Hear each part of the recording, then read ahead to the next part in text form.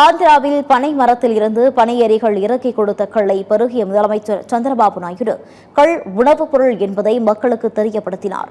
ஆந்திர மாநிலம் காக்கிநாடா மாவட்டம் துணி அடுத்த சாமவரம் கிராமத்திற்கு முதலமைச்சர் சந்திரபாபு நாயுடு சென்றார். அங்கு பனையேறி சிம்மாசலம் என்பவரின் வீட்டிற்கு சென்றவர் ஓய்வூதிய திட்டத்தின் கீழ் அவருக்கு 4000 ரூபாய் வழங்கி அவரது குடும்பத்தினரின் வாழ்வாதார நிலை குறித்து கேட்டறிந்தார். அப்போது சிம்மாசலமின் மருமகன் பனை மரத்தில் இருந்து கல் இறக்கி கொடுத்தார். அதை வாங்கி பருகிய முதலமைச்சர் சந்திரபாபு நாயுடு பனையேறிகளுடன் கலந்துரையாடி மகிழ்ந்தார். பனைத்தொழிலில் உள்ள சவால்களை கேட்டறிந்த முதலமைச்சர் பனைத்தொழில் மேம்படுத்தவும் பனையேறிகளுக்காக அரசு உறுதுணையாக இருக்கும் எனவும் தெரிவித்தார்.